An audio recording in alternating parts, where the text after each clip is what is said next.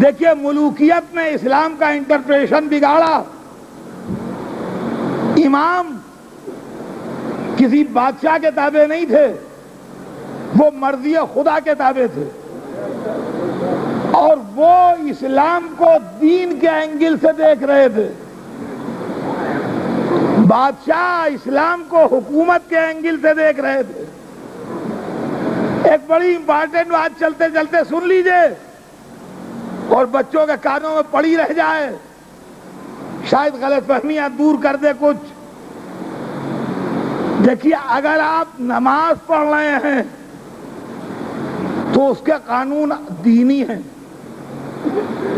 کپڑے پاک ہوں، رخ قبلے کی طرف ہو، باوضو ہوں، اس کی کنڈیشنز ہیں. اگر آپ نماز نہیں پڑھ رہے ہیں، کچھ اور کام کر رہے ہیں تو آپ آزاد ہیں. اگر آپ نماز پڑھ رہے ہیں تو ٹیلی فون کی گھنٹی بجے آپ بات جواب نہیں دے سکتے ہیں. سمجھ لیجئے بات کو. اگر آپ روزے سے ہیں تو روزے کی کنڈیشن اور ہے. اگر آپ ایسے فاقہ کیے ہوئے ہیں تو 2 سگریٹ آفر کر رہا ہے، پی لیجئے. مگر روزے میں مروت میں ان کی میں نے چائے پی لی، یہ نہیں چلے گا. عزیزان گرامی، اکثر و بیشتر ہماری قوم کے بچے، اپنے ہی بچے، ہم سے سوال کرتے ہیں. کل کا دوست کہہ رہا تھا کہ حضرت علی بہت عالم آدمی تھے، وہ بہت اچھے آدمی تھے، وہ بہت ہی عمدہ تھے، وہ بڑے عبادت گزار تھے، بڑے شجاع تھے، بڑے اسکالر تھے، ہر خوبی تھی ان میں، مگر ذرا سیاست میں سلو تھے اور پولیٹیکل فیلڈ میں ان کے مخالف جو تھے وہ ان سے زیادہ تیز تھے اور وہ ان سے زیادہ ہوشیار تھے. اور حضرت علی جو تھے وہ ذرا سیاست میں تھوڑا، ارے وہ اللہ والے آدمی تھے،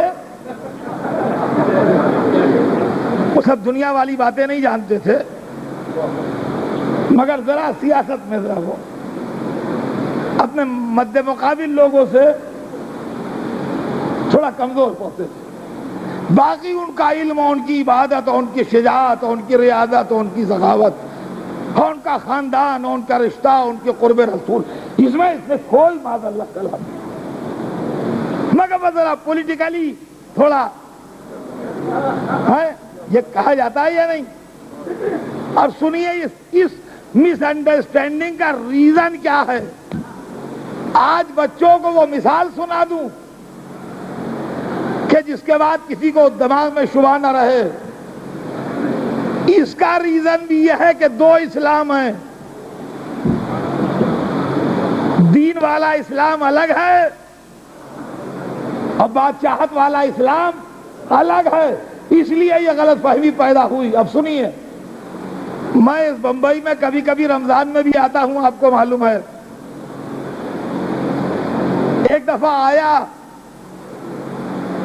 تو میرے کچھ دوستوں نے کہا بھائی اطہر صاحب سنا آئے ہوئے ہیں، ان کا روزہ کھلوا دو. تو ایک پارٹی نے ہم کو افطار پر بلایا اور 2 3 4 آدمی ہمارے ساتھ بھی بلائے. ہم لوگ جتنے آدمی گئے سب روزے سے تھے، سب روزے سے تھے. اور روزے کے افطار کا وقت آتا تھا 7 بجے. ہم پہنچ گئے وہاں مثلاً 6 بجے. انہوں نے بہت قیمتی، بڑی عمدہ، بہت اچھی افطاری جو بمبئی میں ہو سکتی تھی، سب یہاں سے وہاں تک ٹیبل کے اوپر ایک حال میں لگا دی. افطار کا وقت ہوتا ہے 7 بجے. 6:30 بجے ایک پارٹی آئی جو روزے سے نہیں تھی. 6:30 بجے ایک پارٹی آئی جو روزے سے نہیں تھی اور یہی سن کے آئی تھی کہ وہاں افطاری بڑھیا ہے.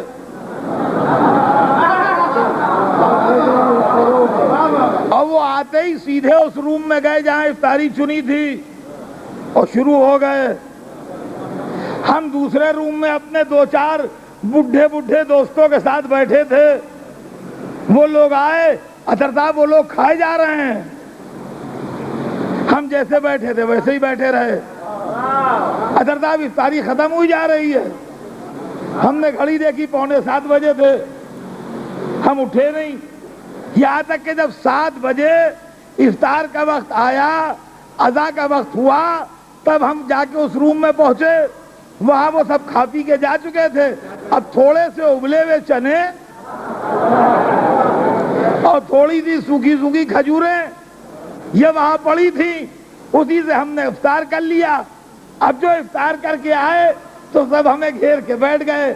اطہر صاحب آپ ذرا سلو تھے, اطہر صاحب آپ اگر تیزی دکھاتے.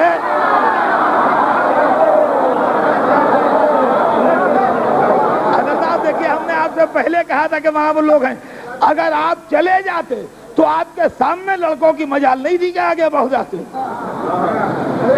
آپ تو گئے نہیں, وہ لونڈے کھا پی کے چلے گئے. اچھا اب ہر ایک یہ کہہ رہا ہے ارے ہم نے ان سے کہا تھا, وہ جیسے بیٹھے تھے ویسے ہی بیٹھے رہے. اگر چلے جاتے تو سب انہی کو ملتا بھائی, پہلی پلیٹ انہی کو ملتی. اٹھے ہی نہیں.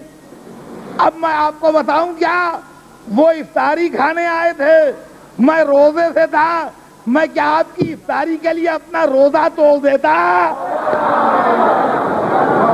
ارے عزیزان گرامی, علی کو الزام دینے سے پہلے یہ سوچئے کہ علی کیا حکومت کے لیے اسلام توڑ دیتے؟